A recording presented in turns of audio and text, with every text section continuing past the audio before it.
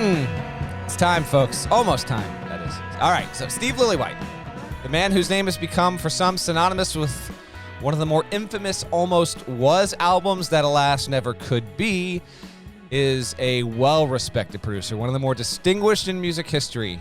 Do you consider yourself someone who likes, quote, all kinds of music, end quote? If so, then chances are Lillywhite's fingerprints are on the works of a band or an artist, at least one that you dig. He has worked with Talking Heads, XTC, the Rolling Stones. He carried counterculture cred for having worked with the Pogues, Susie and the Banshees, Morrissey, in addition to his late first wife, Kirsty MacColl. He's also worked perhaps most famously with U2 and Peter Gabriel, and also Fish, Counting Crows, Psychedelic Furs, Guster, The Killers, Big Country, Crowded House, The Laws, Travis, Jason Mraz, and many more. He's a Grammy-winning sonic architect, and he has helped shape the careers of so many. A bluntly honest gent, and you know what? A damn funny one, too.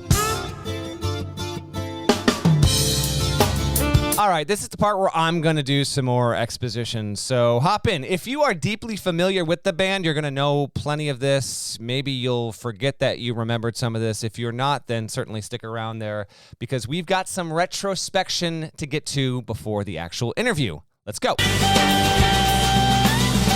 It's Lillywhite's time with Dave Matthews Band that still stands among his most distinct work. So, after 3 madly successful collaborations with the band in the 90s, he again gathered with the group in early 2000 to record D&B's exceptionally anticipated 4th studio album.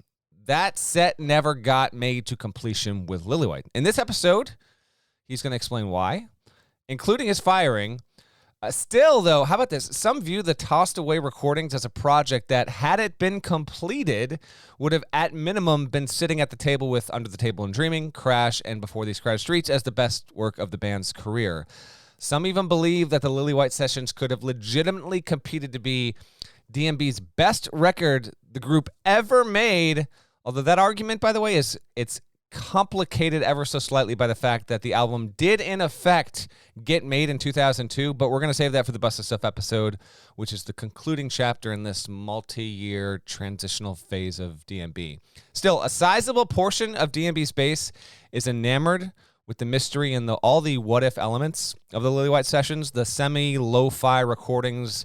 They reveal a group in its precious/private songwriting nook of creation that still carries significance for fans more than 2 decades on, really. There's an alternative universe where D&B manages to finish this record and potentially steer itself down a different path. If that happens, Every Day never gets made. Busted Stuff in 2002 never gets made. What becomes of D&B then? However productive or destructive that course would have been is another curiosity altogether. But here's what's always hooked me to this controversial period, and not just D&B's career, but where the music industry was at the time. How often do fans get access to something like what the Lillywhite Sessions was? Almost never. Look across the scene at all the huge music acts then and of that period. Official albums leaked with regularity from about 2000 to, I want to say, mid-2010s. Demo sessions and to-be-determined albums under nurturement, those never got out, basically. This was different. The fact that it happened with D&B speaks to the passion of that fan base, the size of it, legitimacy of the art, that was still incomplete, mind you, that art. And I've always thought this was interesting. And it was ominous foreshadowing for internet culture that was creeping up over the horizon. And by that, what I mean is there was the nefarious potential for catfishing in the relatively early years of the internet. That's basically accepted theory on how the album leaked. We'll get to that in a second. At the time, remember, at the time in 2001, when the Lillywhite Sessions leak, D&B is verifiably the biggest American rock band in the country. That's a declaration backed up by the fact that the quintet could sell out venues more quickly than basically any other act and could do so anywhere in the U.S. The Lillywhite Sessions wasn't some years or decades later curated vault release by group management as a bonus to make more money and tap into nostalgia, right? We see that kind of marketing move happen all the time. No, this was a peek inside the studio and what amounted to a violation of the band's proprietary creative process but also a raw look at what the group was building in the throes of its most important era. D&B didn't want it out, but here's the thing. When it leaked, a lot of people really, really liked what they heard. The release, mostly via Napster, had such widespread impact that even casual fans of the band not only knew of these so-called Lillywhite Sessions, they had heard the songs as well, like deep cuts. It permeated into a decent portion of the culture, if you will. The Lillywhite Sessions was immediately, enthusiastically embraced by fans, and that reputation, it really hasn't faded much more than 2 decades on, in my opinion. Busted Stuff would ultimately get released with a lot of these songs on it in 2002, and again, we'll save that record in that period for the next ep. But even despite the release of that Busted Stuff record, it has not muted or dulled fans' imaginations over what could have been with a proper completion of the 2000 sessions. Diehard D&B fans have been waiting and waiting and waiting, I know, on a long-form Lillywhite conversation about the star-crossed watershed moment in D&B's still ongoing, oh, by the way, 30-plus career arc. I'm happy to help document that, and maybe even one day help chronicle and add even more context to this in the band's career. But beyond that, I did want to bring in general music fans to a story that's unique to the music industry, because the saga of the Lillywhite Sessions put record companies, producers, and artists even more on high alert in the years to come. Like, this was the event in that industry that rattled a lot of cages and got a lot of people's attention, in large part because of the size of the band and the devotion of its base. Could this happen with another group? It realigned a lot of the protocols that went into place when trying to make a record and put on display, hey, you could have stuff come out that you don't want to come out, and D&B wound up unfortunately being the unwanted and unexpected guinea pig in this whole deal. In some ways, I even think the piracy and leaking epidemic of the 2000s spawned the surprise release tactic deployed by many big artists once we got to the 2010s. While it's not impossible, it's hard to see a situation like what D&B went through ever being repeated. That era of the internet is never coming back. Illegal file sharing has become exceedingly diminished and lost much of its luster and accessibility in the streaming era. And while it's possible that some unwitting accomplice or bad actor could still theoretically seek to leak an album before its proper release, there are circumstances at play here where it's a full-on record anywhere that's 65 to 70% finished that gets abandoned. That's the important part. Only to be foisted on the world in flippant fashion nearly a year later. I just don't know if this is ever going to surface quite ever again, which makes it interesting to look back at all these years later. When you take into account, take into account the actual songs, it gets even more compelling because they're really, really good. I don't know. I just find all of this fascinating. An episode or two about this is worth it because A, it came at a turning point in the band's history. B, the music and songwriting remains among some of the best Dave and the band ever built. Like, they should be, and I think they are, fairly proud of what they had here, even if they weren't entirely satisfied with the process and with Lillywhite as they did it. And if anything, this is something that's carried on via the fans, mostly because, I mean, the band's way of making up for the abandoned project was to get back in the studio fairly quickly and record those songs again. But the Lillywhite Sessions gained credibility also in an indie sense when, this was a few years ago, up-and-coming singer-songwriter Riley Walker, who has some good guitar chops, he recorded his own interpolations of the entire thing. He made a full-on cover album that was released in 2018 that's worth checking out if you haven't already. The songs here as a collective have poignant artistic merit. One of D&B's pulls from a music standpoint has not just been the powerful musicianship in the live setting and its distinct arrangement of players, but Matthews' ability to write songs with depth, ingenuity, and sometimes tap into darker themes without suffocating melodies or making these songs, these compositions, too dense to embrace. D&B's not a dark band, but at the time these songs were written, Matthews, to his own admission, and even shortly thereafter, at least for some of this period, he was in a darker place. As for the leak, a personal note here, it was so huge. This is one of my where you were type of situations, meaning I can still see and remember what I was doing when this actually happened. It's not all that exciting, but nevertheless, I was connected on dial-up internet, watching the Academy Awards in my living room. It was a Sunday night, And then all of a sudden, word leak, started to emerge that these recordings were on the internet. You want to know how long ago this was? 2001 Oscar winners. You ready for this? Best Picture, Gladiator beats Traffic and Aaron Brockovich. Russell Crowe wins Best Actor over Tom Hanks in Castaway. Julia Roberts wins Best Actress. Cameron Crowe won the Best Original Screenplay for Almost Famous. Time's a weird thing, man. Those movies feel way older to me than the release of the Lillywhite Sessions and the kind of stuff from that period. But yeah, this was March 25th, 2001.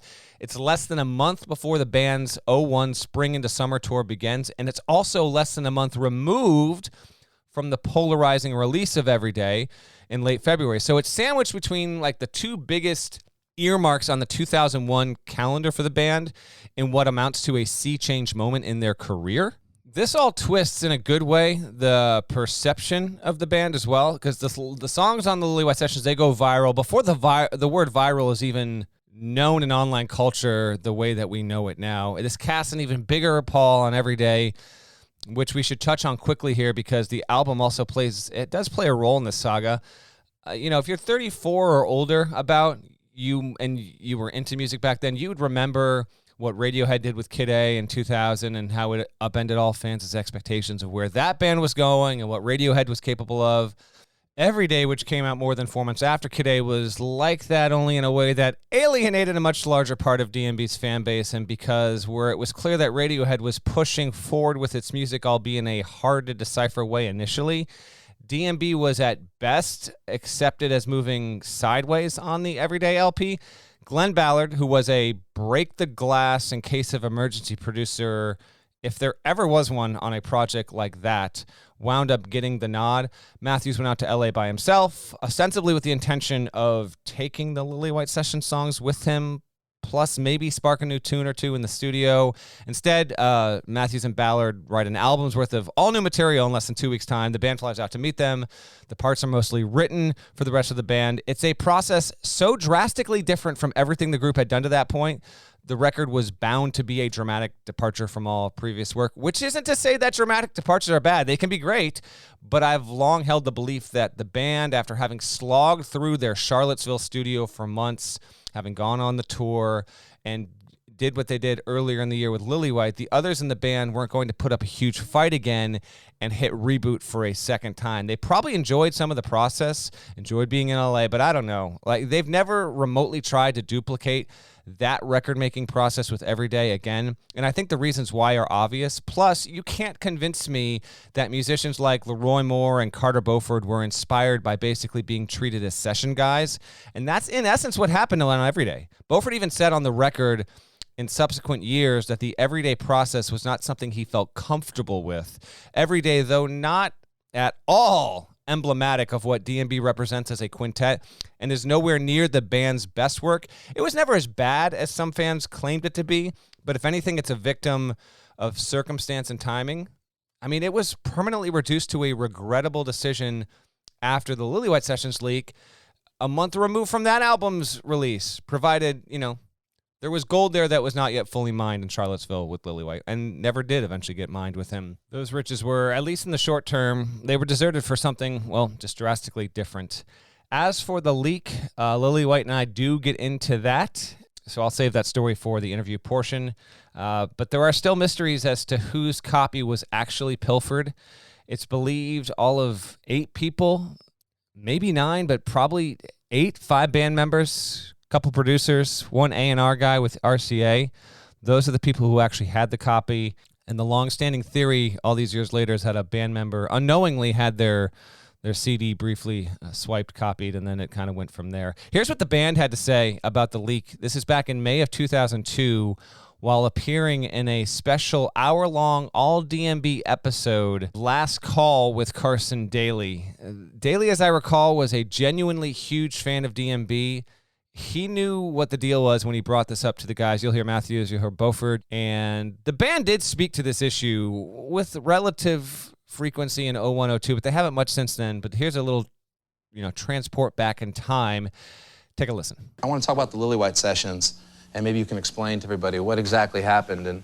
In March of 2000, you went in to record. I think 8 or 9 of the tracks came initially from the Lillywhite Sessions. And maybe somebody could explain exactly what happened with that. It went all crooked. The song, how finished did the songs get? They didn't get finished, and yet nearly 1 million people ended up with a copy of the infamous. They've become like. Yeah, well, I think people. We can't be upset that people want to hear what we're doing. So I'm not upset about that because people want to hear it. That's a gift, I think we'd all agree that we started something and it started well, but it kind of got heavy and the room got darker and we didn't have the energy to finish it. It's kind of like painting a picture. I've said this 1,000 times, and then loving it, but saying, but I can't finish it. I got to put this down.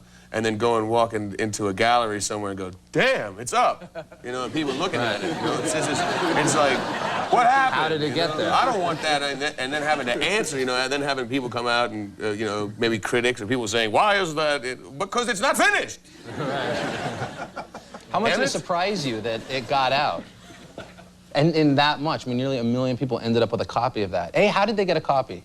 That's a good question. Yeah, it was. These were studio sessions that lasted 8 or 9 tracks, not completely produced yet. For whatever reason, you don't want to put it out. You call it quits for a second, and then this copy gets out, and you don't know how. No. No, there's lots of. Right here. Just a stereotypical leak of a record. Yeah, it's a lot of like you say, hearsay. Yeah. On how the record got out, but the weird thing was they were all just. They were basically ideas, They were all ideas. You could hear in the background. You can hear us telling jokes. You can hear us laughing. You can hear us doing all kinds of crazy stuff, in the recordings.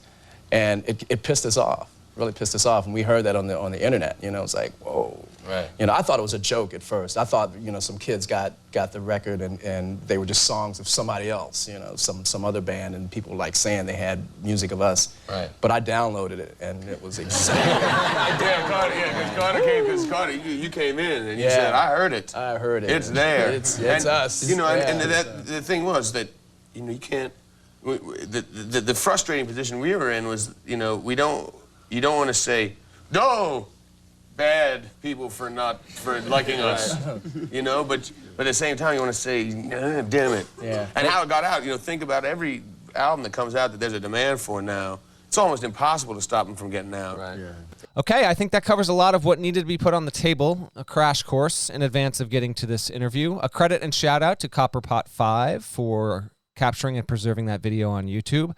So let's talk to the man himself, the guy who was behind the control board for this process all those years ago. Here is my conversation with Steve Lillywhite.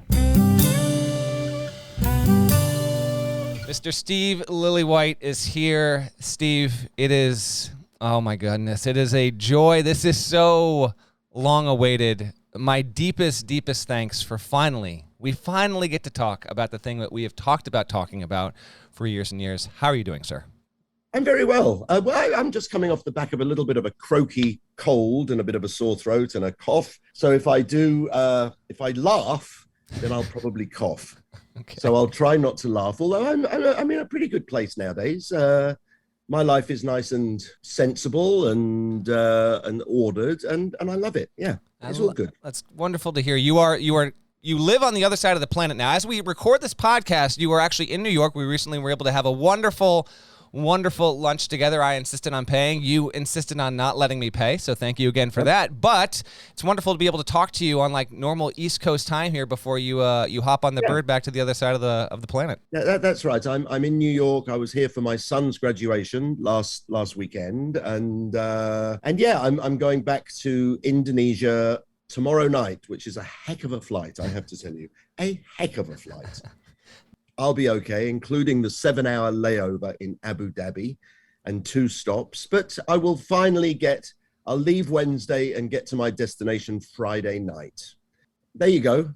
Accept the things I can't change, and it's something that I do. So it's all good. We might have to touch on those very themes on this very chat we're about to have here. Okay, so let's get right into this because who knows how long this may take. Let's start with you getting the job to produce the Lillywhite Sessions, which at the time obviously weren't referred to that. So you do BTCS. It's a huge hit. You produce, you mix that record. It goes number one. That starts a still intact streak for DMB, by the way. That record went number one when it debuted. Every subsequent Dave Matthews Band record since then has gone number one upon its release. That's late April of 98. Now, the sessions, I talked with Steve Harris. He said he remembers those sessions starting in January of 2000. So, Steve, there's about a 20-month gap between Streets getting released and you actually convening in Charlottesville for the sessions. When would you have gotten, do you think, the reaffirmation or confirmation that you were the guy again? Like, when you finished Streets, was it like, I'll see you for the next one? Or was it something where either RCA, the band management, contacts you maybe late 99 and tells you, we think you're the guy again? Yeah, it was all very loose. I mean, I honestly, after Under the Table and Dreaming, where they got Tom Lord Alge to remix it, because in those days, if someone remixes your album, it's a sort of indication that you didn't do your job. And I felt sort of a little bit down. I was going through my divorce at the time, and I kept getting word that, that album you did called Under the Table, it's doing pretty well in America. And I'm in England, and I'm going, really? Oh, okay, good for them. Well done, Dave. I liked you, Dave. So when I got the call for the second album, it was like, really? You want me to? But you got someone else to remix it. So it was very nice of them to call me back. And then on the third album, again, it was, at that point, we'd established ourselves. So it was more like, Steve, what do you think about the next album? And, they said, we want to record it in the plant. It was always the band's decision. I mean, even on the first album, they had booked Bearsville Studios, and, I had said, fine, that's good. As long as they have a table tennis table, I will be fine. And we went up there, and so for this one, I remember it being sort of, well, probably I'll get to do the next one because everything had gone pretty well to plan. I mean, Crash was when you look at the first three, you look at Crash as the one, for all you people, I'm showing a pyramid here. Crash was the one in the middle, and Under the Table and Dreaming and Before These Crowded Streets were not quite as big as Crash. So it went from Under the Table and Dreaming up to Crash in terms of sales. And then it was, there was a couple of, there's 7-minute long songs. And it was almost like Before These Crowded Streets was a sort of a bedding down type album to show that, look, we're not a pop band. We are a serious band. You've come this far with us. Join this journey. And so when it came to the fourth album, it seemed sort of natural that I would be the captain of the ship. It was, I felt that I got an arc in terms of how the sound develops over the three albums, and I didn't keep it the same. There's subtle differences, to people outside of Dave Matthews Band, they all sound the same, but to people who understand and who know, they can hear very much a progression in sonic terms between the three albums and how it developed. And that was all very planned, on my part. So having said that, when I got word that they were wanting to record in their hometown, immediately I got red flags, because, I've said this before, but there's a very different feeling to going away to record your album. When you go away, it's like going on holiday. You go and you stay in a nice hotel, you're away from, say, the wife or those sorts of domestic problems. And it's only a set amount of time. You've only got the studio booked for 2 months. So you know exactly what you're doing for that 2 months. When they said to me, Steve, we want to build a studio in our hometown, I went, okay, no problem, because I'd never see things as a problem. I would never say, don't do it. But my job is to explain to them what the possible problems could be, because I've been producing albums a long time, and I can, one of the things I'm good at is knowing when problems are coming, or so I thought. So anyway, I did know there was the possible problem of recording in your hometown, because the basic thing is it becomes a job and you then therefore go to work. Now, there's a very big difference to going on holiday and going to work. And coupled with a lot of other problems that were occurring at the time. I mean, the studio was an old dance hall that was, the building was for sale, and no one really wanted to buy this building with a very low ceiling dance hall. It was quite a oppressive room that they wanted to make into the studio. But I said, okay, it's possible to do it here. We can get a relatively good sound. Let's give it a go. Is this like mid '99? Are you doing it in effect like?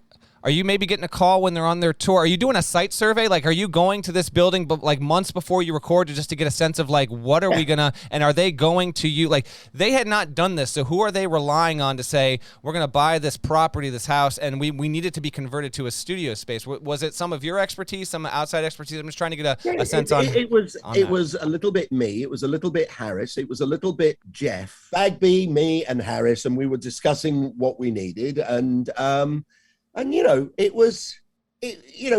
came to the conclusion that we could do it. But still, there was that thing in the back of my mind that it can be done, but it needed a mental change from everybody involved.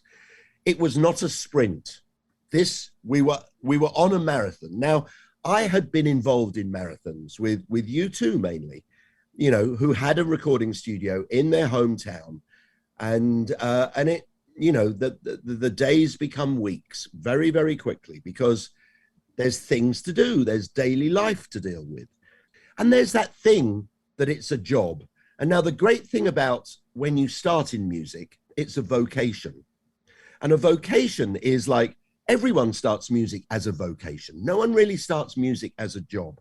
And the great thing about a vocation is that you're not working. You're doing it because you love it. The bad thing about a vocation is, by definition, you're not really allowed to complain about it because it's not a job. The bad thing about a job is that it's a fucking job. The good thing about a job is that you're allowed to complain about it because that's how you let off steam about what you do and earn a living in your job. You let off steam and it became like a job for many members of the band.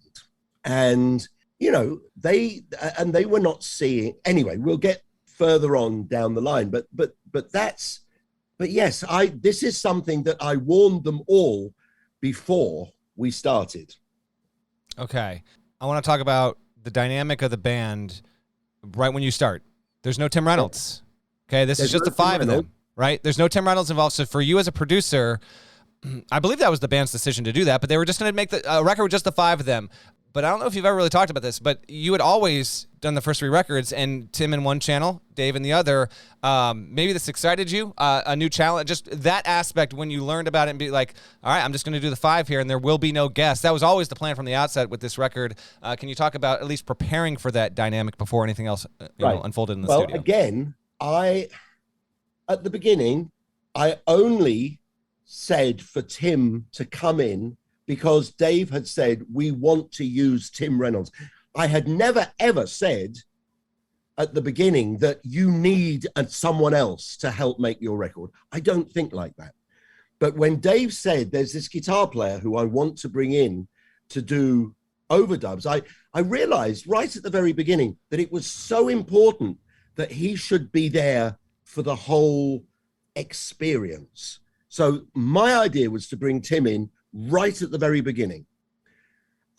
So when they said, okay, we don't want anyone, just the five of us, I sort of went, and apparently it was because they'd just been out on tour.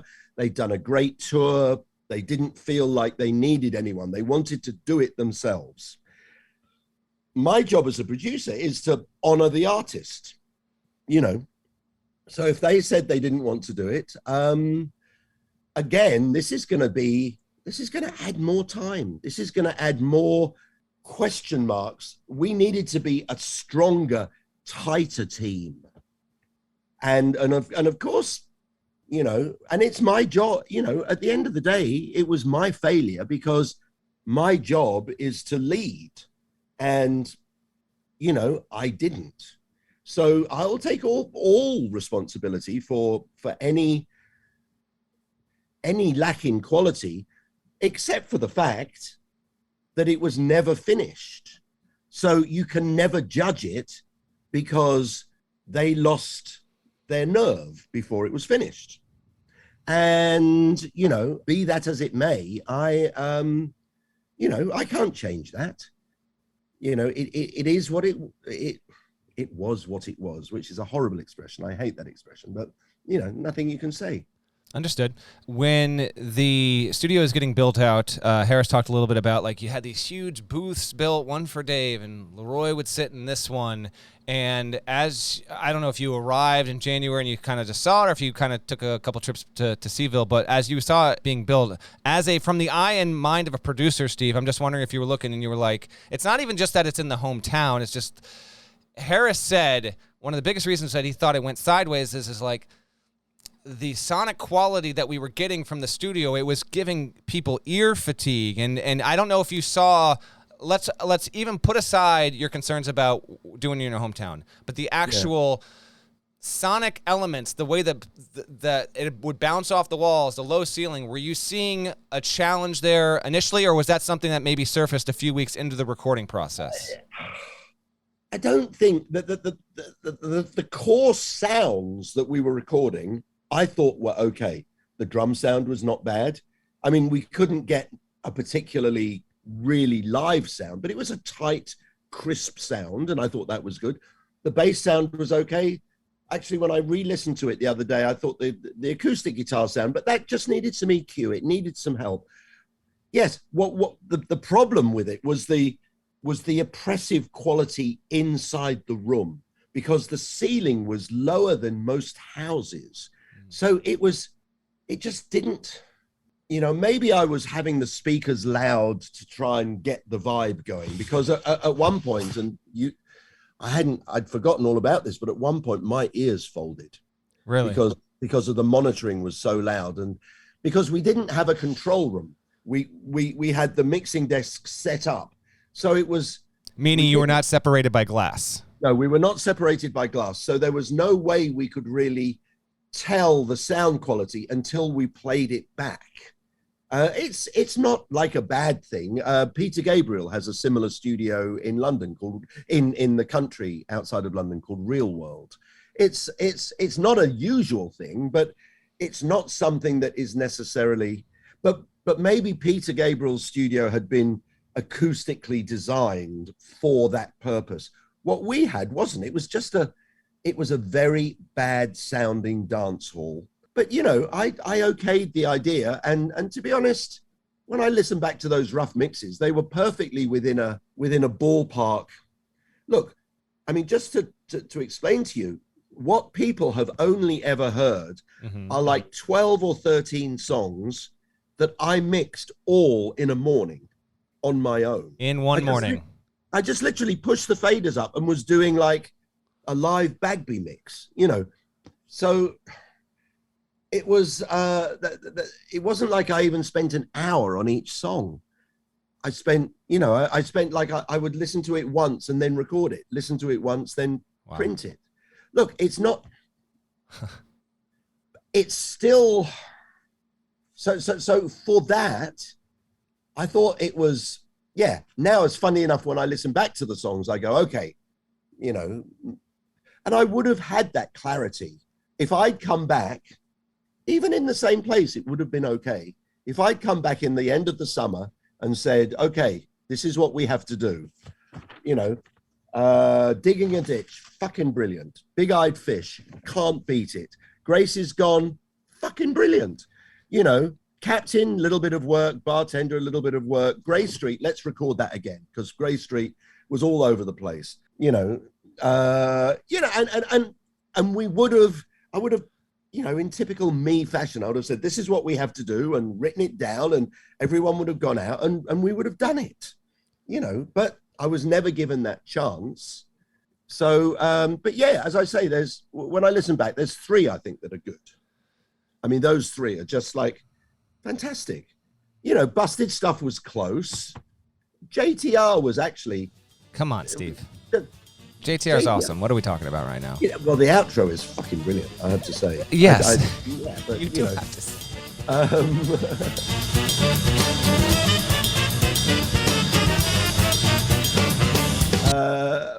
Monkey Man could have been great. I've got a feeling we did another version of Monkey Man, or there was something else about Monkey, because I remember thinking at certain times that Monkey Man was one of the greatest things I'd ever done. So the version that ends up on that thing lost in the... think there's a different one. Okay. Yeah, because there were many versions of many of these songs. Because, there's one thing I would always do with them.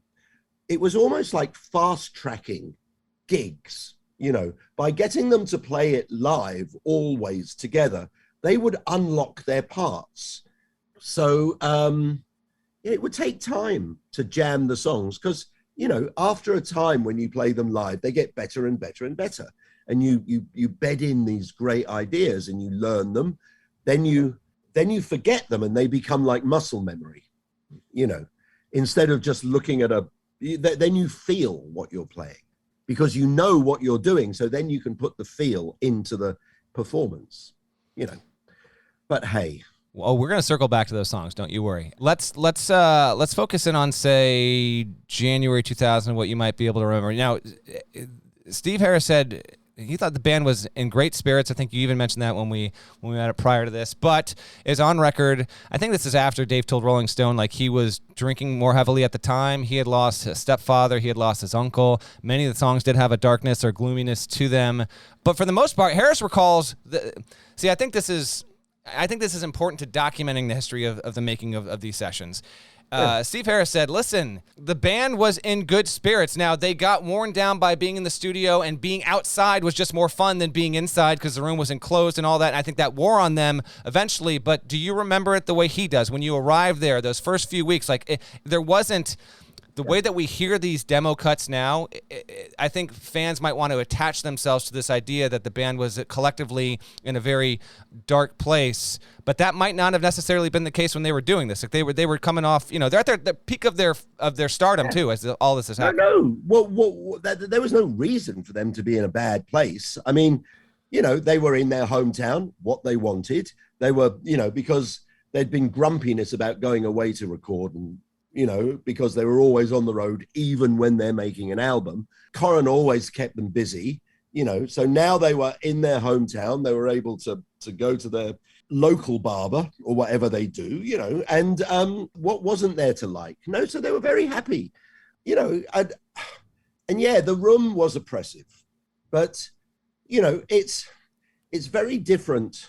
Maybe the Tim element is something that is possibly overlooked in this whole thing, in terms of Dave was using a 12-string, right? First time ever, yeah. Yeah, first time ever, and that when I listen back to the songs, it, instead of it sounding like 2 6-strings, it has a sort of misty quality that is very difficult to really pick out. Again, with some equalization and some middle and some in the sound, it might have brought it a little bit closer to the face. But yeah, it was. Look, I've been in studios all my life. Maybe I didn't realize it was quite as oppressive as they did. Okay. I mean, I was pushing them up the hill, trying to push them up the hill. It was the first time ever, really, that things hadn't gone immediately great in the studio. I mean, it started off great, but it was a slower process, and it was a mix of all things. It was a mix of the room, it was a mix of working in Charlottesville, it was a mix of Dave, maybe Dave's drinking. It was a mix of me being not empathetic to the whole situation. And I'll stand up and say that. I was not empathetic to how Carter especially was feeling. But all of them really, you know, because I was sober and Dave and Harris would become the drinking buddies. And I would be the designated driver, actually. I would drive them into Charlottesville at night because, you know, I was sober, so it didn't bother me about driving, and they had a driver to drive them home. So Dave and Harris sort of became more buddies because there was drinking involved, whereas before Dave and I had become buddies on the first 3 albums, you know. So yeah, I'm just riffing here. I'm not quite sure where I'm going. You are riffing in the most wonderful ways. Okay, with that in mind, reflecting back on it, when we talked about Under the Table and Crash, you said those were just, you know, they went brilliantly. Streets for the most part went well, but you even said when we talked, Don't Drink the Water was the one track where suddenly there was, but then you worked overnight, you played it for them, they're like, holy crap, we did all this stuff, right? There was definitely, there was a little bit more, no, not tension. It was, look, hey, most records are not easy to make. Mm-hmm. You know, I come from the school where you've got to just sweat blood to get something good, you know. And so with, you know, it's never the playing with Dave Matthews Band. They're brilliant players. It's conceptualizing what the record will be, you know. And I don't think I never quite got that right on this album, because for the 3 of them, there's really only, acoustic guitar, bass, violin, and saxophone, mm-hmm. you know, and the violin and saxophone don't drive it, really, you know. So it still needed some more. The jigsaw was only half done, you know. I still needed to put in some more pieces in the jigsaw and work out, you know, and maybe if I'd come back, I would have said, let's get some other players in, you know. Let's look at what we can do, or anyway, you know, it was right that we stopped. But, you know, I've often stopped on the Peter Gabriel album I did. We had lots of breaks. And when you have a break in recording, it's very easy to come back and go, oh, the things that I was so, you know, when you look at something from a little bit of distance, you can really, really see what to do, you know. And I was never given that chance. And that's my only gripe, really, because I had a history of being of success, of being able to do that, you know, but I wasn't allowed that chance. And hey, but I should maybe have never have allowed it to get to that point. And that was my fault. And, you know, obviously I'd lost the confidence, I think, of the band. Is that something you had encountered much in your career, where you had actually lost the confidence of an artist? No, never. It's always been important to me. I think, and I've always prided myself on my sense of empathy when it comes to dealing with musicians of any sort, be it a master musician like Carter Beauford or a sort of non-musician like Boyd Tinsley.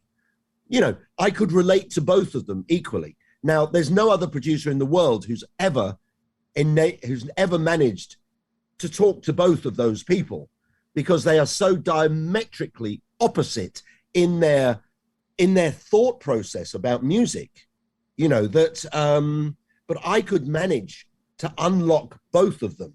I mean, anyone, you know, Carter's brilliant. It's not that difficult to be Carter's mate. Let's face it. He's one of the greatest drummers in the world. But with Boyd, I was always very proud of my ability to work with him and understand him and understand the situation. What I didn't on these sessions understand was the overall vibe, you know, and that was my fault. There's no question about it. My lack of empathy for the total. There was also things like, anyway, carry on. No, Expand on those thoughts, please. Things like what? Shut up. No, I won't mention it.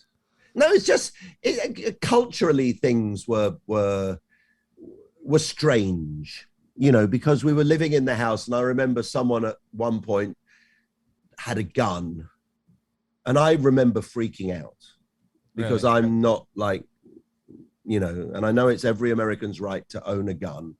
And, it was like all sort of, hey, let's go shooting. And it was like, and I was definitely I made my thoughts clear that I was not happy living in a house that had guns in. And, maybe that sort of made people look at me a little bit like, who's that guy? I don't know.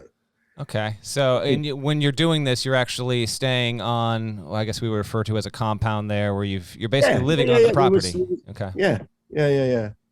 Huh. Interesting dynamic there. I appreciate you speaking about your empathy with all this. Did any of, when we consider, I think it's important for listeners to be reminded, again, in this moment, we're talking early 2000s, DMB is in its apex, okay? It is as popular of an American rock band that exists at this point. Did that, I don't know if pressures came attached with that to make this next record, to make it bigger and better than Streets, or if on behalf of how you saw this, how band management, who I don't even know how much you would have talked to them, or the band themselves, if there was this idea of, we can sell out football stadiums in minutes at this point. We know this is going to be this highly anticipated next record. Everyone's been a huge hit to that point. When you say you lacked a certain empathy, was it more that you got a little bit of tunnel vision on, the record's the record, man? You're the same 5 guys that we did the first 3 on. Let's just focus on this. And maybe there were outside influences or forces that were maybe more at play that either you didn't realize were there or did, and you just kind of put them aside? No, I didn't think. I never think like that. Okay. I mean, it's always just like I'm in the studio, whether it's with the Rolling Stones, Dave Matthews Band, or a fucking tiny little band that I'm with. It's I do what I try and do the best I can do, and I mean that from my heart. I try not to be complacent. Maybe I'd run it. Maybe I didn't realize I'd run into a dead end. But with every dead end, you can find another door. I mean, I absolutely believe that. And when I listen back to them, I feel that 7 or 8, 9 of them were definitely retrievable, and they were re-recorded. And, so they did come out and they were released as an album. They were indeed, and that's although to be honest, between you and me, Matt Norlander, I don't think I've ever heard that album. You have not been able to bring yourself to listen to the record. Well, no, I don't really need to. It's weird, and I don't, I don't mean that nastily, but it's why would I want to listen to it? I don't know. I didn't even get a bloody name check on it. Well, that's something that we've talked about offline. Probably one of the most hurtful things they've ever done to me. And what I'll set this. What you're getting at here is when DMB released Busted Stuff in 2002. In the liner notes of that record, Steve Harris, who was your longtime engineer, produced the record, and then Glenn Ballard, of course, produced Every Day. But in those liner notes, the band actually thanked Glenn Ballard. You were not mentioned in the liner notes, and you've said before that is something that really. That significantly hurts you. Can you expand on? Expand on there's nothing much to expand on. You basically said it. I put my heart and soul into that record, and not to be thanked in any way on the liner notes, and Glenn Ballard being thanked on the liner notes, even though they were the songs that I was. I just didn't. It hurt more than any financial or reputational thing ever, because my reputation's always been pretty good, and to be honest, the Entertainment Weekly review was very nice, but then when it finally did get re-recorded and people understood that these were great songs and that then they don't even thank me. I was really hurt, I have to say that. But But you eventually. What can I do? Yeah. Nothing I can do. There you go. That's life. But you eventually, I believe, did, and we'll get to the actual you learning that they were not going to do this record in just a second. But I wanted to at least touch on stuff that was in the sessions with one more question here. You eventually buried the hatchet, obviously. You recorded another record, Away from the World, in 2012. But, because you did that, I would assume, some of this stuff would have been expressed to the band. Because I know there were certainly some rough moments there, and I'm not going to ask you to relive everything, but I know even at one point you and Stefan, who have since buried the hatchet, you might have had a little bit of a tete-a-tete on Twitter, which I never wound up. I remember hearing about it. We don't need to replay the whole thing, but clearly, I can't even remember what it was about. But it was there was something about you bringing, I think, people back to the studio that weren't in the band or something. Yeah, I know, it was so weird. I remember it. We brought a couple of girls back to the studio one night, and I think I introduced them as Dave's band. And I think that was maybe not the right thing that I should have said, especially the way they were feeling. But it really, really was like touched a nerve, and it was something that even to this day they and I shouldn't have said it. They are all the band, never more so, and I've never been more than it's been. God, if anyone has been pushing it as Dave Matthews as a band, it's been me. And it's been very much my idea of bands is to always work with the weakest link to make it better. So but yes, I made a mistake this one night. Maybe I was a little bit nervous. I think I have a slight, and I think people who know me well, including Dave Matthews Band, they would admit this, that I have a slight, very, very mild version of Tourette's, that when I get nervous, I say things that are not possibly inappropriate, the things that are not possibly appropriate. And I just like an idiot, I said, hi, this is blah, blah, and two girls, and this is Dave's band. And of course that, I said it without even, and it never thought about it. But was it addressed with you by the band members while you were recording this, or was this something you? No, it was never said. Wow. Okay. So you were oblivious to this until all those years later. But it was but for some reason I do remember saying it, and maybe even thinking, maybe that was wrong. But I didn't realize it was such a big deal, but they were very, very sensitive at the time. And the fact that maybe I wasn't in there when I don't know. I can't remember the times of it, but Dave was drinking. I don't think he was drinking a heck of a lot more than he normally had done before. Okay. Maybe it was affecting him in a different way, but I don't know. Yeah. I mean, he was definitely a little darker, but you put that down to the deaths in his family, and hey, we recorded Under the Table and Dreaming not long after Anne had died. Right. So, and he didn't seem to be much affected at that point. So you can't. I don't know. Yeah. I don't know. When the sessions wrap, do you think it's April, May? When you stop, and at the time you think you're going to pause and return to them, but how deep into the year 2000 do you think that is, Steve? Oh, God, I don't remember. Okay. Fair enough. I have no idea. It's it was. Put it this way. When did we start recording? Do we know when we started? January of 2000. January of 2000. Well, let's take a couple of weeks by the time we get everything set up. Say middle of January, probably 3 months. Yeah, January, March, April. No, maybe 4 months. Okay. Which is not really very long. U2 albums see seasons come, seasons go. Especially in your hometown where the clock isn't ticking like it does at the record plant. Right. Exactly.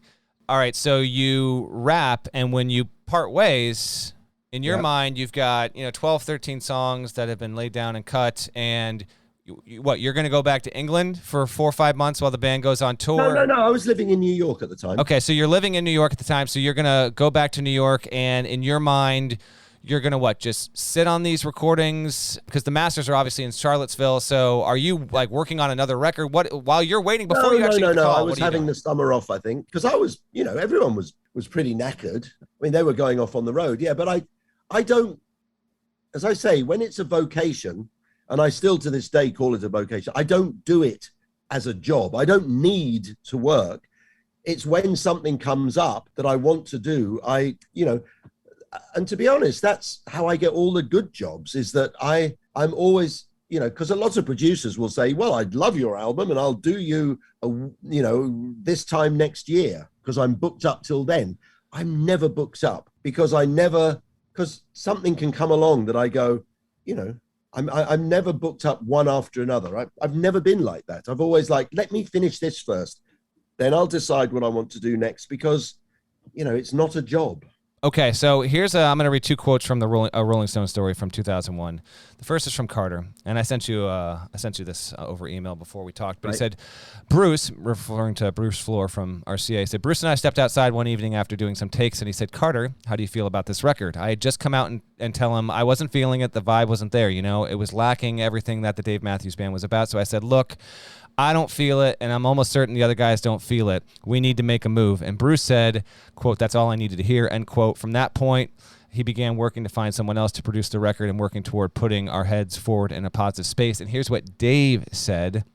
He said, the Lillywhite Sessions, quote, inspired pity, self-pity or pity for the sad bastard that wrote them. I felt like I was in the process of failing, in the process of letting everyone down, in the process of not supplying the band with songs, not giving the producer the music, not giving the record company tunes. So inside that environment, I was continuing to do just that, come up with these sad bastard songs. That's them talking about a year after, from when the decision got made to ultimately fire you. When you got word that you were not going to be working on this record, how did you actually receive that phone? Was it delivered to you over a phone call? Did you meet anyone in person? And who was the one that actually delivered that message?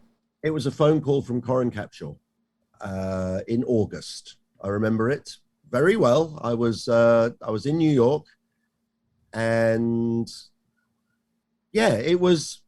I must admit, I didn't see it coming. I didn't know it was coming.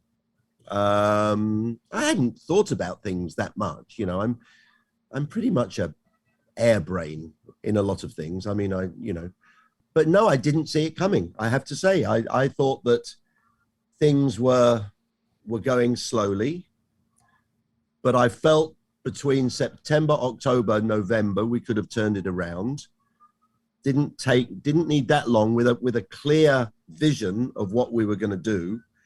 It would have been fine. And, but look, you imagine Bruce Floor taking Carter out and saying, are you feeling these sessions? I mean, Carter's never going to go, that's defend your album. Of course he's not, he's going to crumble. He's not going to say anything. And I understand him,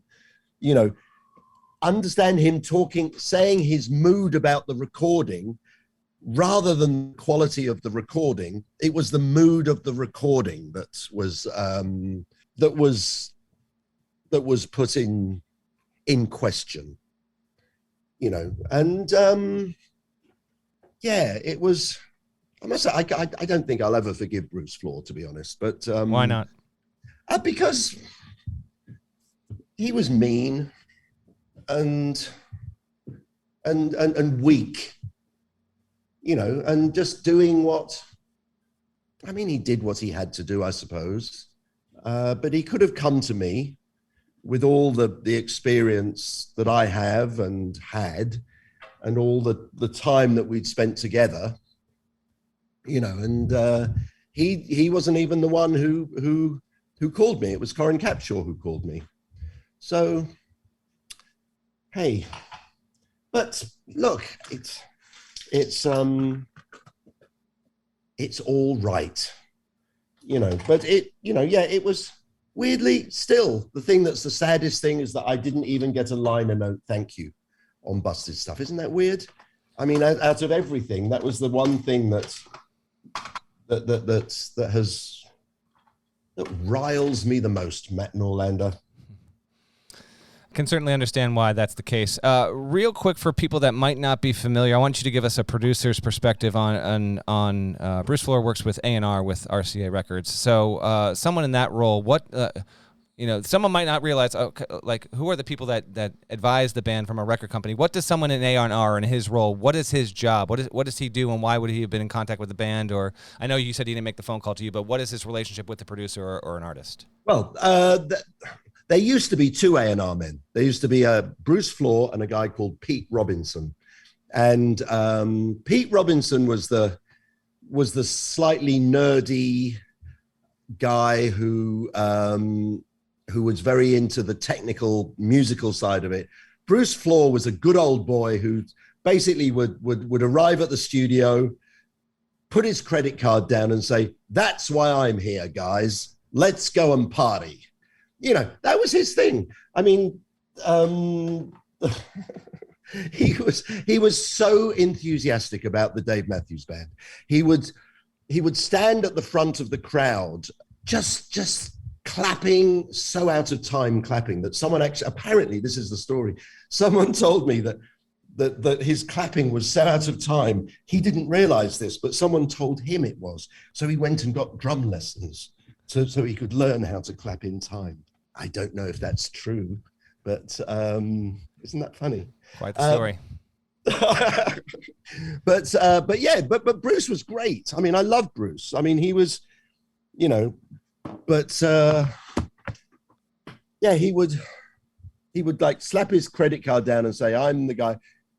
Pete Robinson was a lot more considered and a little bit, I think, Jewish and had that always like worrying thing about his that worrying thing. But A&R stands for artisan repertoire. Repertoire. It's a job that has pretty much disappeared, to be honest. I mean, you don't really need A&R people. I mean, scouts, you know, A&R used to, the idea was an A&R man would go to a club, see a band, offer them a record deal, and help them find a producer to make a record. That doesn't happen so much anymore. So, you know, but all record companies work different ways. I haven't worked in a record company for 20 years, so I'm not quite sure. Fair enough. No, completely understandable. I just wanted to get a little more perspective around that. Yeah. About who they are. Yeah. When Corin calls you, Corin's obviously the man who manages DMB and has from the start as important a figure in the history of the band, not including anyone that actually plays an instrument in the band, and has become one of the most influential people in music in general these days. If anyone is not familiar, an incredible success story. Red Light Management is huge and holds a very, very good reputation for how they've actually run the business, and what the success story that is there is kind of, that's a whole other topic altogether. But when you get the call from him, is it, "Steve, band decided, you're out, you know, last and final decision"? Is it a 2-minute call, or are you kind of on the phone with them for 30, 60 minutes trying to get an understanding of why this decision has been made? I'm just wondering how quick this death was, so to speak. No, it was very quick. I had nothing to say. I said, "Oh, okay," and that was it. You know. Had you ever received a call like that before on any other project previous, or was this a first time thing for you in your career? This was the first time. First time. Okay. Have I been fired? A couple of times I've been fired, but nothing. You know, not with an artist who I'd had proven success with, and you know, it was you know, and I suppose it should have been Bruce Floor. You know, but he was obviously sort of a little bit just weak. So from the time you get the call from Corin, you don't talk to anyone in the band until basically you get approached again around 2011 about they want to bring you back in to work on an album. Is that accurate? Yeah, I think so. Wow. I think about then. Yeah, well, I don't really talk to any. No, Dave is famous for his lack of communication with people, you know. He's this was before, you know, I think Blackberries maybe were just starting. Right. This is not quite the cell phone era. No, this was, you know, when Roy's cell phone went in the studio at the end of one song on, was it Rapunzel? Was it? You got it right, my man. That's right. Yes. Yeah. Well, that's good remembering, isn't it?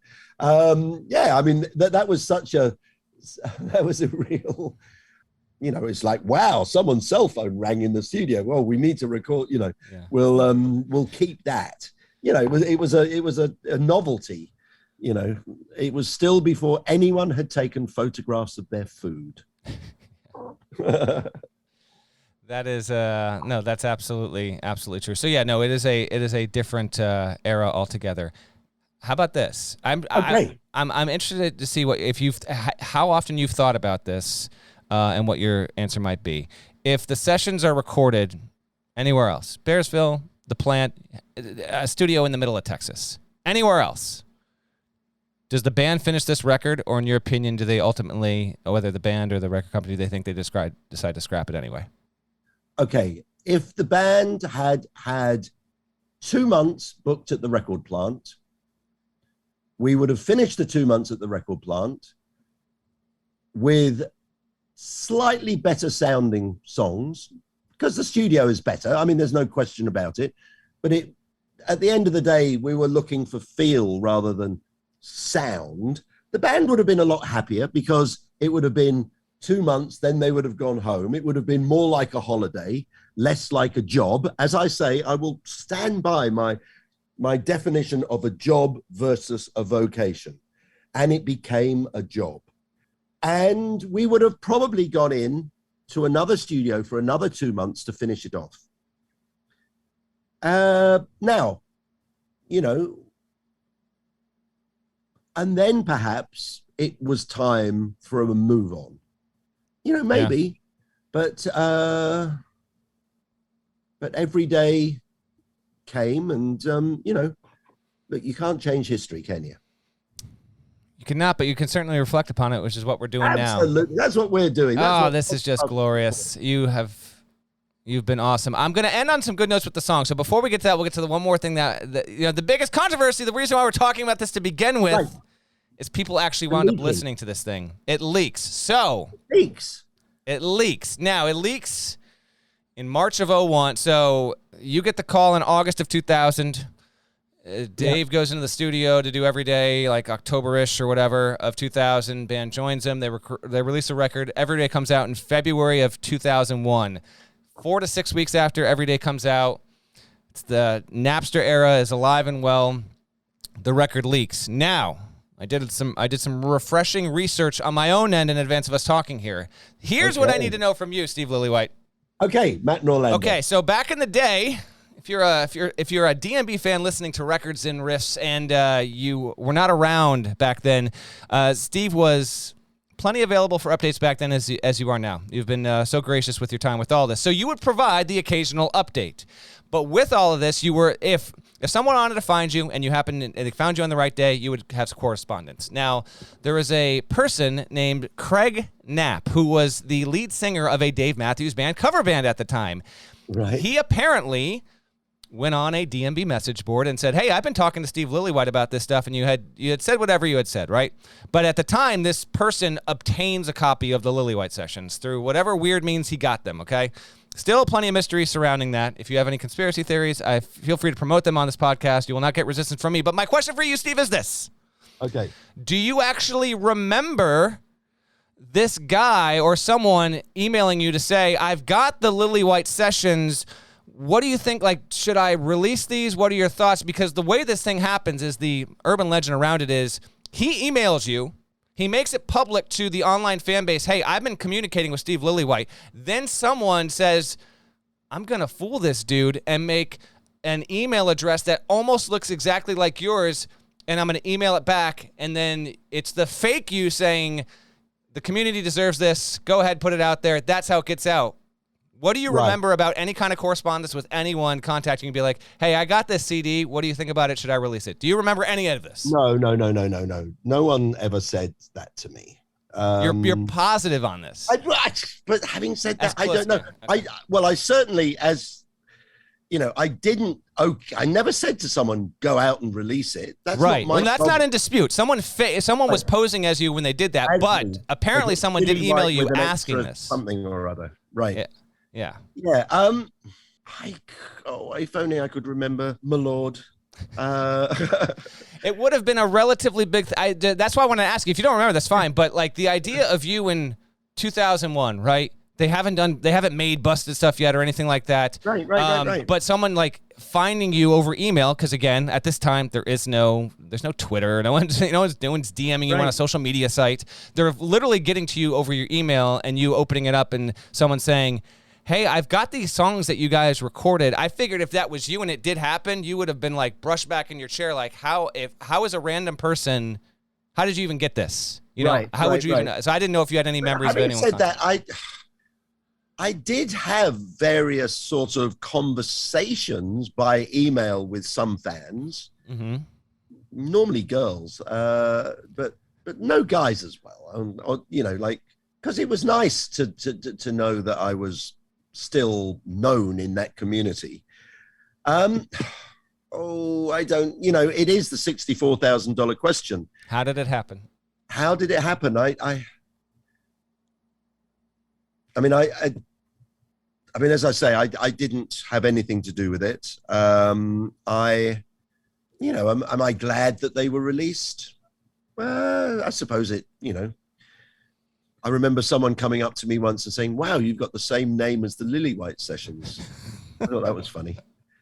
My heart broke a little bit. It's so awesome to meet you, dude. You have no idea. There's this awesome recording out there. It's called Lillywhite Sessions. That's your name, man. That's so crazy. I know. Awesome. Isn't that funny? No, God, I don't know.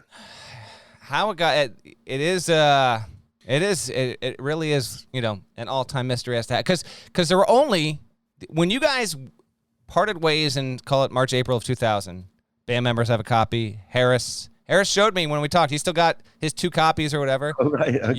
You had a copy, and who, I don't even know who else had it, but there was Bruce Floor obviously. Bruce Floor had a copy. Okay, so very limited, and it's out there for almost a year, and then I can't even fully depict to our listeners how much of a world-shaking event this was when this thing got released. Because they had known some of the songs, they had been played live in 2000. You had given updates, like either through the band's official site or through DMBM, the mailing list back in the day. And it was like, you had talked about Bartender's going to be this 10-minute huge song, you know, this achievement in the studio. Dave's got this 12-string guitar that he's brought in. So there was a lot of anticipation. The song's never come to be. And then practically out of nowhere, it's just in the universe, and the band is rightfully, you know, I understand why the band's pissed off. There's no doubt about it. Like they didn't want it out there, but it did offer up this sense of, wow, they were really onto something. They were like really onto something. Now, what the fans think of a piece of art versus what the artist actually makes, that's the forever debate, right, Steve? Like, yeah. But as I say, I hadn't lost faith in it. You know, I thought it was, you know, I really enjoyed those songs.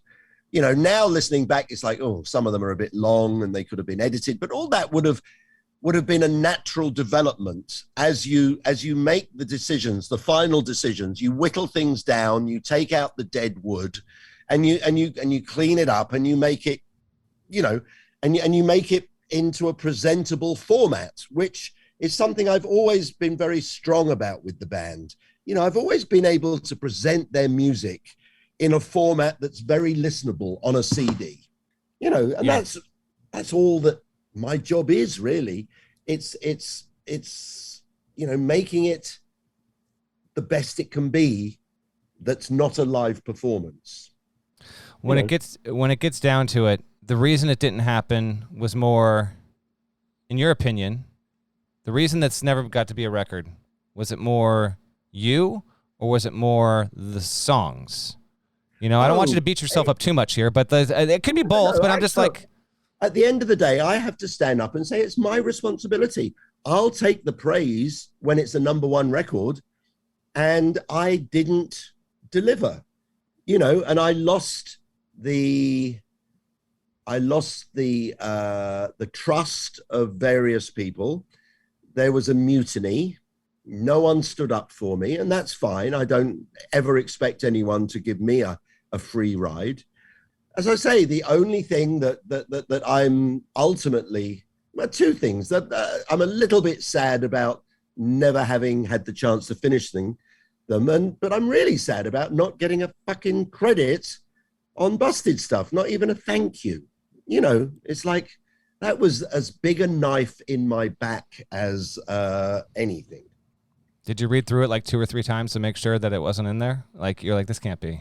I was told. Well, you were told. You didn't even. I wasn't going to go out and buy a copy, Matt. I did. Well, you're in the music business. I figured 70 of these things land on your doorstep every week. It's, you know. No, not when you've been fired anymore. Okay, fair enough. How do you remember, if you remember, finding out that the leak happened? Like, you saw it on the internet, someone called you. Like, do you remember actually how you discovered that the stuff you did, and then being like, did this actually leak? And then you actually listening and be like, holy shit, this actually did. This is what we did. This actually is. Do you remember how that came to you? I don't. I mean, it was sort of exciting. I seem to remember, you know, like the DMB boards, you know, those message board things that everyone was on. Oh, it's also, I mean, but it died. How? Yeah, I don't know. You're good. Let's end on a positive note. Yes, certainly. Let's talk about the songs, actually. Okay. Yeah. Now you recently went back and listened to this. I did. How long do you think it had been before you listened in the past couple of days? When do you think the last time was you listened to at least some of the Lillywhite Sessions? How much time had elapsed? When did we do it? Since then, probably. So you had gone more than 20 years without listening to this. Yeah. There's no point in me listening into it, you know. Okay. So yeah, it was nice to listen back to. Let's go through it. Let's go through it track by track here, Steve. How about that? Okay, I got the order. Before we actually hold on, you know what? Before we do busted stuff, I got a couple questions here. Okay. Okay. First of all, you need to set the record straight. Do you remember number 36 or number 40 being recorded? There's no record of this being on demo, but there has been discussion that both the number 40 song, which is always like a little song, it's never been recorded for an album, and number 36, which they repurposed and reshaped for Everyday. Do you think those two were given a trial run? They may well have been. You know, when you're in the studio for 4 months, you know, Dave will start playing something and everyone will jam. It's somewhere in the hundreds of hours of tapes, but I deemed it not necessarily worthy of putting a star next to the tape, so we come back to it. But you know, you know, we may have done a rough version.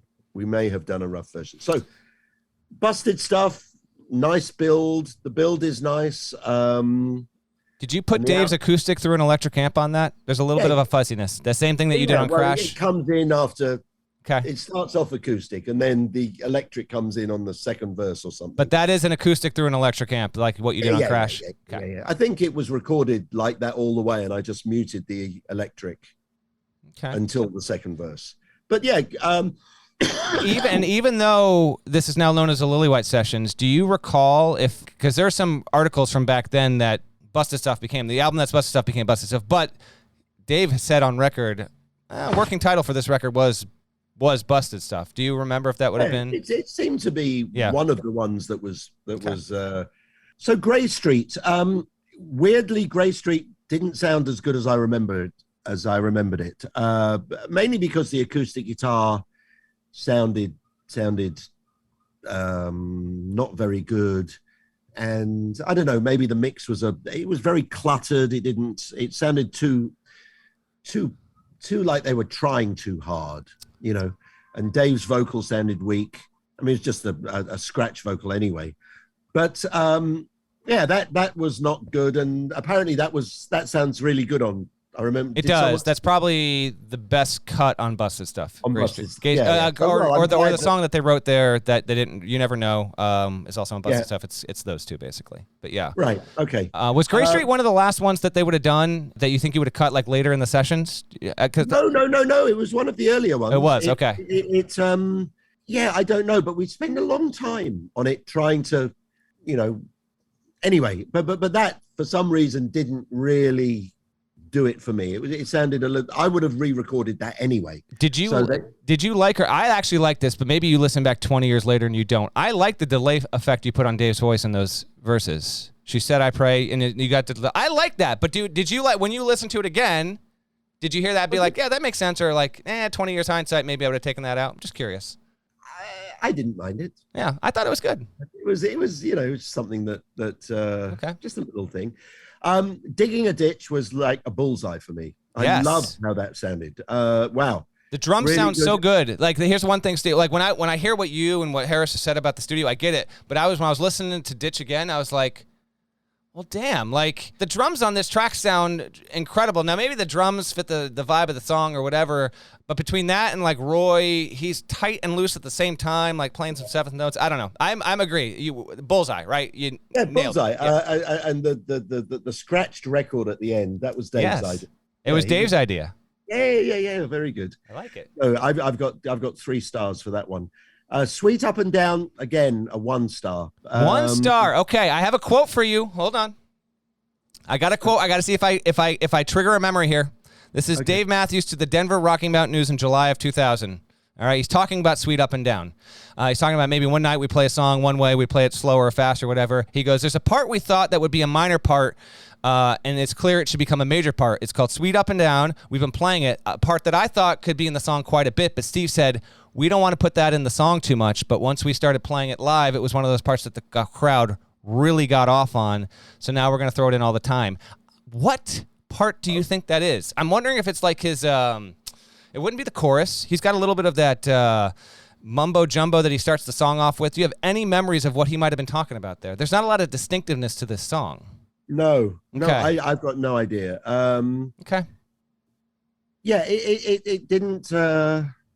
It's got a very forced a sort of stock Boyd violin solo on it, which is pretty average. Didn't really, didn't do it for me. JTR, better. I certainly, the outro of JTR is great. Dave's guitar actually sounds pretty good on that one, and very big and flowing and fat and lovely. The end of that song, Steve, is like one of the 5 best studio moments this band has ever put on tape, my man. Okay. That's very kind of. I've got great outro. Yes, that's what I wrote on that. You might be underselling it, actually. Everything, and that effect you put on Boyd's violin, that like decaying echo delay, awesome. And then you got Roy like counter harmonies all over. It's just big time, big time.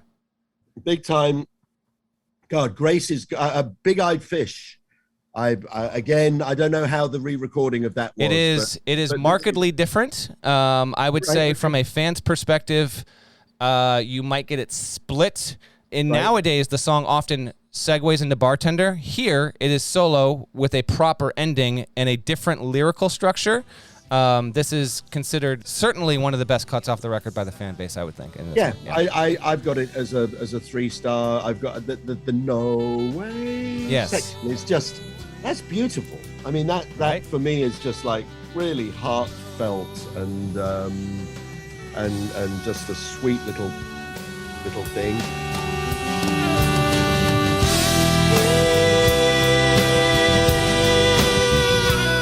Again, for Grace Is Gone, I thought Grace Is Gone was a sort of Lanois-like, sort of earthy country blues song. Perfectly good enough for a record. So you think that Grace Is Gone, Big-Eyed Fish, and Dig in a Ditch, upon re-listening, those are the 3 best cuts. Those are the 3 you like the most. 3 that I felt were the closest to being finished. Okay, now before you say what you're about to say about Captain, I need to tell you that this was drastically changed on Busted Stuff. This recording, I think this song, this recording of this song gets to the essence of why a lot of people really take to the Lillywhite Sessions. It's got a haunting sax, it's dark, it's longing, it's desperate.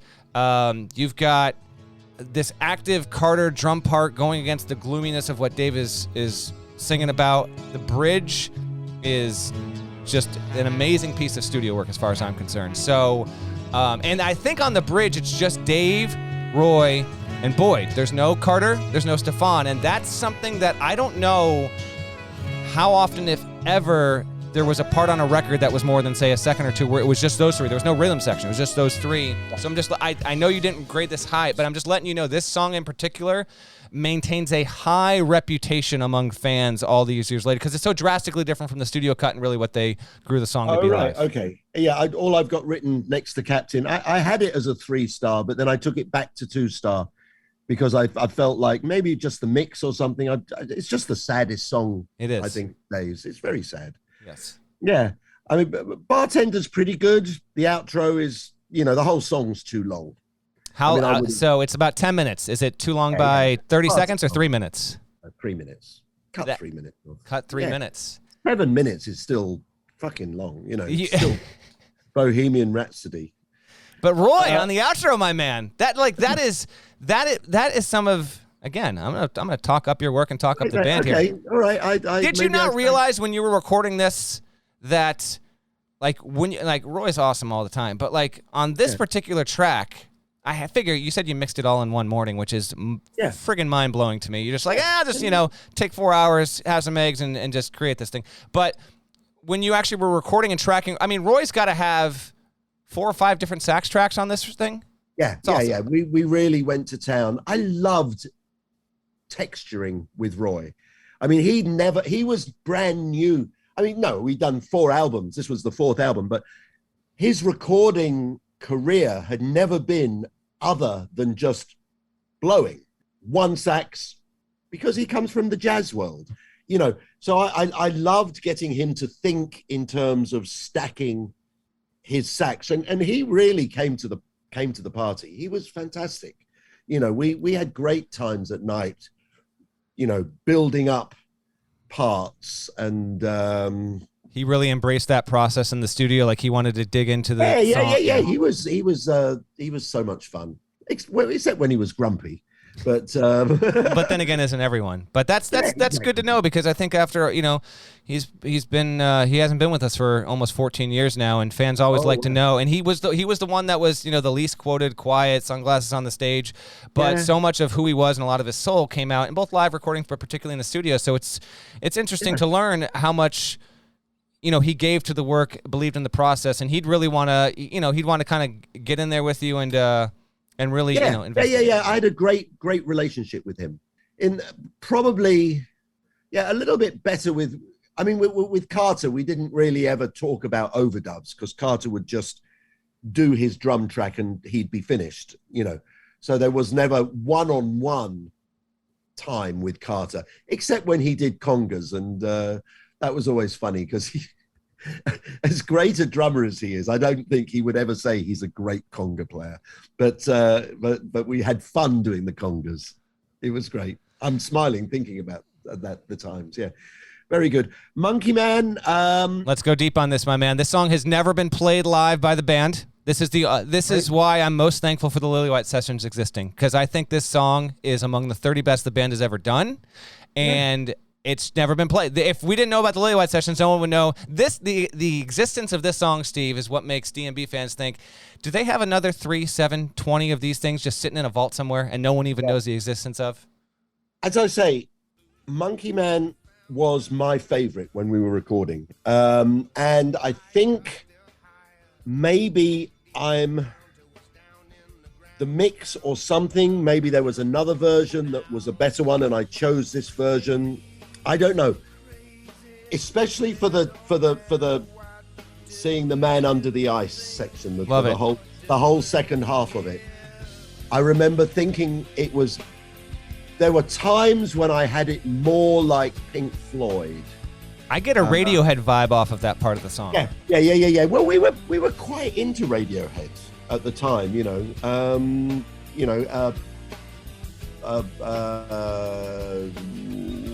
what was the Radiohead album? At this time, well, you would have had Kid A is right around this time. OK Computer is OK Computer. Yeah. It was around the times of OK Computer. So I personally was a huge fan of that record. Take a walk across the ice. Monkey Man is Carter's best track on the album, as far as I'm concerned. Like, you listen back to that drum track, it's a joke. It's fantastic. I mean, he's, to question the quality of the recording as to why this record didn't see the light of day may have a little bit to do with it. But, I don't think they sound that bad, because when it sounds good, it sounds great. It just doesn't sound good all the time. And that's my job to go, okay, This one sounds good. This one sounds good. This one sounds fucking brilliant. Let's do this one again. We know we can do it. But, you know, I never had that chance.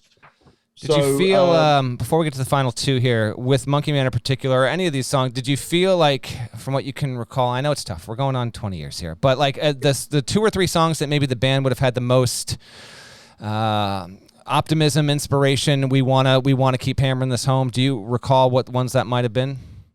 Well, Monkey Man, I seem to remember recording it a lot of times, which is why I think I may have not used one.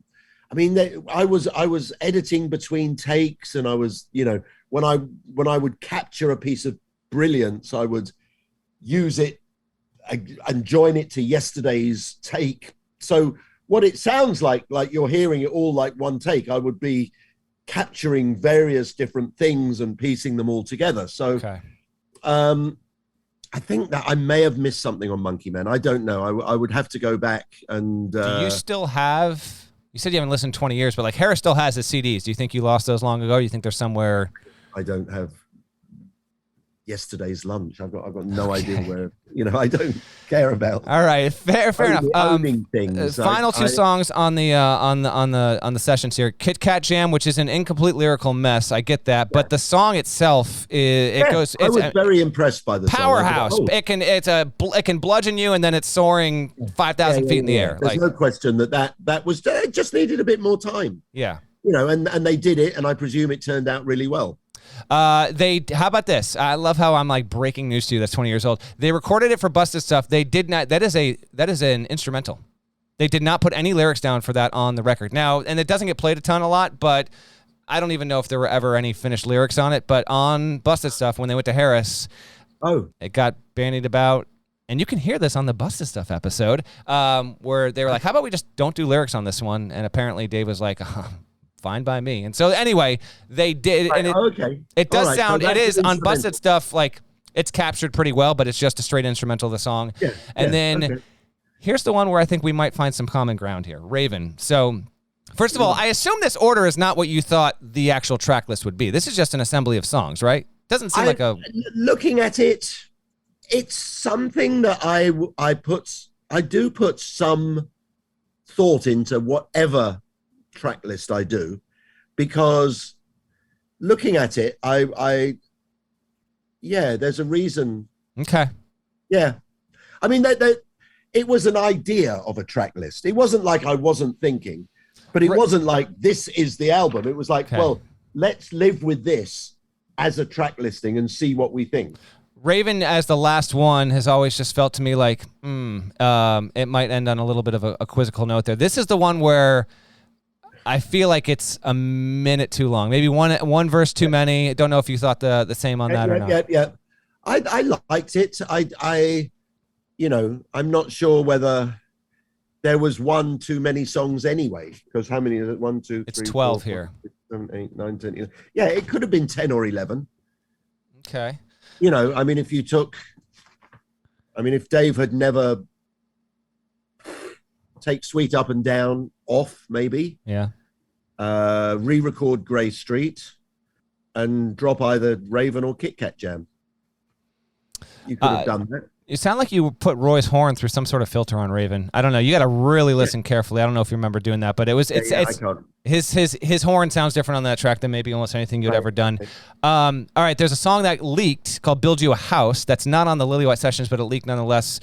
Right. Something about this song feels like just early DMV to me. Yeah, and it's like when I hear it, I actually feel it feels like something that Dave would have written in like '94. Now I know he didn't, but when I hear it, I'm like, this doesn't even sound like it's from the same session. There, didn't know if you had any memories about. Maybe he had it left over, and he was just tried to fit it in somewhere. I mean, I think it's okay. It's a cute little song, but it didn't really fit the sonic. It didn't fit the mood of what this album was. You know, it was a little bit too cheery. But but the thing about music, especially, you know, you can have the most saddest song, but it can make you happy because it can make you think, wow, someone's more unhappy than me. I've got, you know, I can see the good things in life. And I think that may, you know, personally, that's how I feel. I can listen to sad songs and feel elated after hearing them. You know, they can take me back to feeling better. You know, sometimes when I'm sad, I don't want to listen to fucking "and I'm happy." You know, that just makes me more depressed. What I want to hear is something that's sad like this, and that brings me out of it.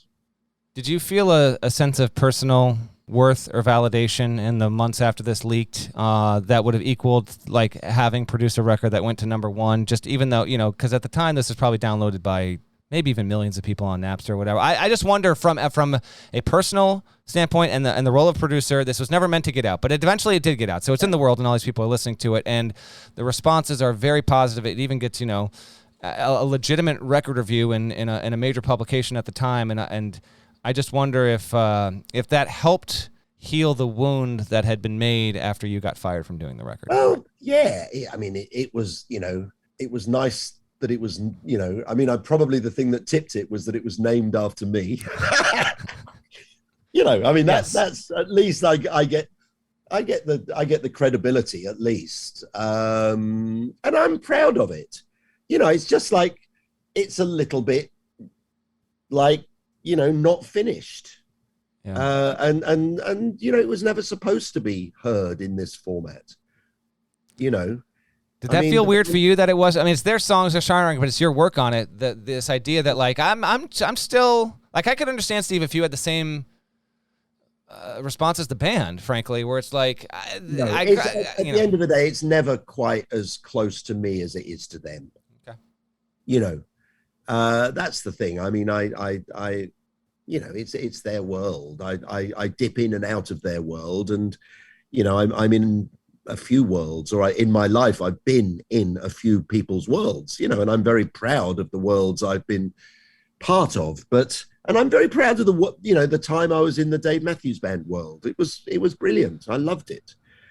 And you know, there's some moments of absolute joy and wonder in these. And I don't see it as particularly depressing when I hear it now. I mean, it's certainly not as dark as Before These Crowded Streets.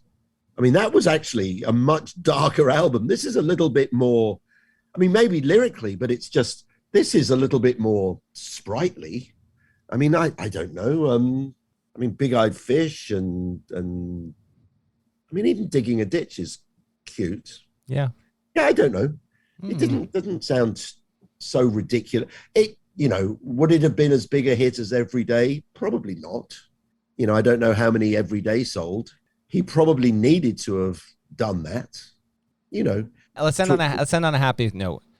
Anything else we have, like I want you to provide, if anything springs to mind, a joyful memory from these sessions. Because again, I think one of the important things about this conversation is there's been an interpretation that if the band continued to make the Lillywhite Sessions, maybe it would have been so arduous that it would have broken them and they would have wound up, you know, splitting for a time, where that doesn't really seem like it was the case at all. Like you know, it was a tough process. I told you there was a time much earlier that Dave said to me that he was thinking, and you know, it was during Crash. It was during the Crash sessions. During the Crash sessions, he came up to me and we were very close at that point. You know, he looked at me like an uncle, like the dad that he lost so young.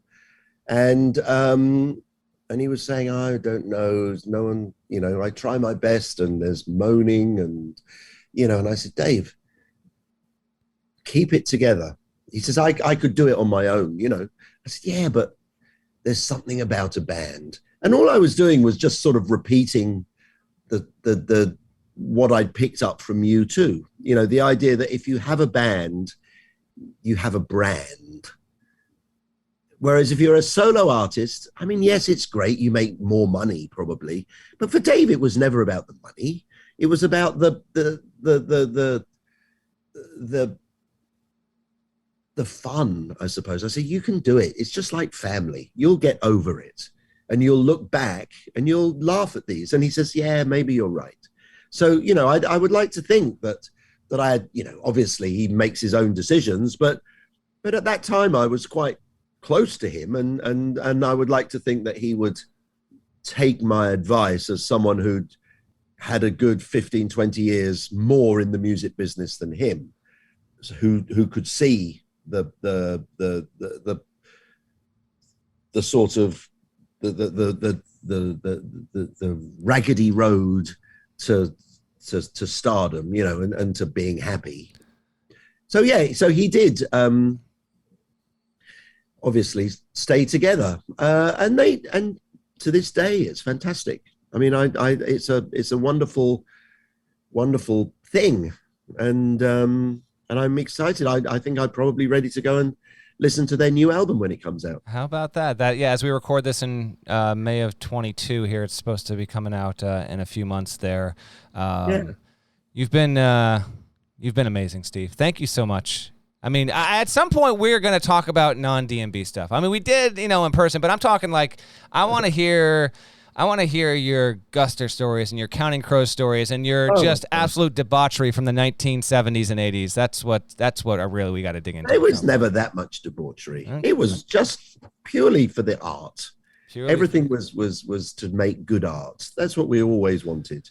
We didn't care about the punters. We wanted, if we were happy, or certainly when I was making records, if I was happy with it, then I thought that's good enough. You know, not every record's successful, but you know, if you can go to bed at night and think that what you've done is meaningful, then there's meaning in your life. There you go. And on that, I'm not wise at all, Matt. I'm just a fucking idiot. You go. No, Steve, thank you so much for talking. I appreciate it. I look forward to us hopefully getting to meet in person again soon. And we appreciate you hopping on the pod here, and we'll talk about many happier things in the years to come. That's great. Well, great to see you, because we are looking at each other, Matt Norlander, although this will only be a podcast, I hope. This is only a podcast, I swear. Yes, okay. We are absolutely good there. You were, thank you for taking the time here. I appreciate you, being so honest and sharing what you could share. This is going to... Life is good, and I don't know if any of the band are listening, but I would just like to give them my best wishes and wish them all the best. My thanks to Steve for that. I do not take it for granted. That interview was a long time coming, and I do certainly hope you enjoyed it. We went long. We could have gone longer, but a little peek behind the curtain. He was getting ready to start packing up, and he had to fly back to Indonesia, so I didn't want to, take up a significant portion of his day as he was getting ready to head on back. He took ownership here in a way that I find to be commendable. It sure seems like the band was more frustrated with him, and obviously the environment of recording the songs, not to mention maybe the sound of some of these songs. There was more frustration there than there seemed to be with each other, and I think that's important to note. Still, it's such a fascinating collection of recordings, which, if you weren't already aware, you can listen to the Lillywhite Sessions on YouTube. They've been there for years and years and years. So if you've reached this point in the podcast, I'd recommend seeking them out and rediscovering them. Or if you are just a casual music fan, just go find them, and I'd be interested in your feedback and how you hear them if you're getting to them for the first time. I had planned on doing this interview, by the way, in 2020 on the occasion of the 20-year anniversary of the recordings happening, but at that point, Lillywhite was working through a book project about his entire career, and he kept nudging me off, the thinking being that he would hop on and we'd talk once he was finished with that. I know some people listening were aware of that, but the book project is now off if you're curious. It became too much of a chore. So, thus, we finally got to do this interview. There is no book coming. Prior to recording this episode, when meeting with Lillywhite in New York City, I learned some other things as well, including some of the details of his involvement with Away from the World, what worked, what issues wound up bubbling up near the end of that process as well. Perhaps that's something for another time. We didn't dive too much into it on this episode, but it's clear in both my on-record conversations with him over the years and even in our informal recent chats that he still has immense respect for DMB, even if there are scars that still show. All right, some quickies from me to wrap, including a little bit of additional info. You heard us get into Monkey Man, and how about Lillywhite saying there was a different version that he remembered mixing? That's quite the tantalizing thing to dangle out there. Thanks, Steve. I can only imagine what that must sound like. Here's a nugget for DMB fans, though. This is scarcely tied to the modern drummer piece on Beaufort that I'm still working on, but I know for a fact he was, how shall I put this? He was refamiliarized with this song, at least for a day in 2021. Matthews was as well. I know this because it's part of my story research for the piece that I'm doing, and I brought it up with Beauford when I interviewed him first last year. I can get into a bit more detail on that after the article eventually comes out. But I maintain there is no bigger gift the band could ever give to its fan base at least in a live setting, than by playing the song Monkey Man just completely out of nowhere. It's never been played live. I know it's the longest of long shots, but just unleash this on an unsuspecting public and watch the jaws drop. This song is so damn good. Even in its Lillywhite Sessions form, it sounds pretty much done. You know, DMB has done some cool things to surprise its base over the years. If it ever decided to take this out of the box and just shock us all, it would be, frankly, phenomenal. And I think the current iteration of DMB could dominate this tune. I refuse to give up hope. I thought Steve's grades and evals of the tracks were pretty interesting, too. How about Grace, Ditch, and Big Eyed Fish as the ones he thought were the best? That was fun to learn. I'm going to have to disagree with them about chopping off 3 full minutes of Bartender. I don't know about that. By the way, my top 5 off the LWS, I would go JTR, Monkey Man, Bartender, Big Eyed Fish, and I think it's got to be Captain in that top 5. As for Lillywhite, as he was going back and grading through those songs and listening, it called to mind my favorite experience of doing these interviews with Steve. And that's when I did the 20-year retrospective article for Relics magazine about Crash, and I was on the phone with him. He started playing like 4 or 5 songs on that album while he was talking to me and was just riffing off memories and a bunch of, oh yeah, I forgot about that. It was really, really cool. I wish I still had that recording. I think a previous hard drive crash on a different computer, though, gobbled it up forever. As I said at the top, he's a funny guy. He's a great storyteller. Dude's got stories for days. The irony of this whole situation is that these sessions went awry, but it's not in his nature to be someone who is a spoil sport. Like, he's a good hang, and I don't say that's just someone who's interviewed him completely subjectively. I've also heard it from other musicians who have worked with him. He pushes bands, creative boundaries, and normally that yields such rewarding outcomes. For example, soon after the Lillywhite Sessions fell apart, he worked with Counting Crows on their record Hard Candy. That album sounds tremendous. It probably ranks as their most underrated overall in that catalog. Anyway, I'm digressing. Let's move to the next phase. The final installment in this podcast miniseries will be a deep dive on the everyday Lillywhite Sessions fallout when DMB was prompted to take all those songs into the studio in early 2002, keeping most but scrapping a few. And then we'll get into the story behind that record being made. Producer Steve Harris will be back on the show for that, and he's got some compelling recollections about making that record. So we'll talk to you soon for part 3.